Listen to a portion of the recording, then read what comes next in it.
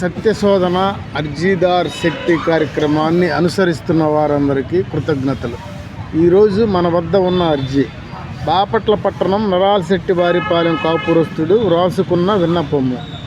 నేను ఆర్టీసీలో పనిచేసి రిటైర్ అయి ఉన్నాను. నేను బాపట్ల పట్టణం నరాలశెట్టివారిపాలెం గ్రామంలో నా స్వగృహంలో నివసించుచున్నాను. మేము లోగడ మా వీధి అంతా లో వోల్టేజీ సమస్య ఉన్నదని వ్రాతపూర్వకంగా కరెంటు డిపార్ట్మెంట్ వారికి తెలియజేసి ఉన్నాము. మేము తెలియజేసిన తర్వాత గత 3 నెలల క్రితం స్థానిక కరెంటు లైన్మెన్ మా గృహమునకు వచ్చి మీటర్ సీల్ ఓపెన్ చేసి ఓ అరగంట పాటు ఏవో బటన్లను నొక్కి వెళ్ళిపోయినాడు. అతను మీటర్ను ఓపెన్ చేసినప్పటి నుంచి మా కరెంటు బిల్లు 250 రూపాయలు సరాసరి వస్తున్నది. గతంలో 150 రూపాయలు మాత్రమే నాకు కరెంటు బిల్లు వచ్చేది.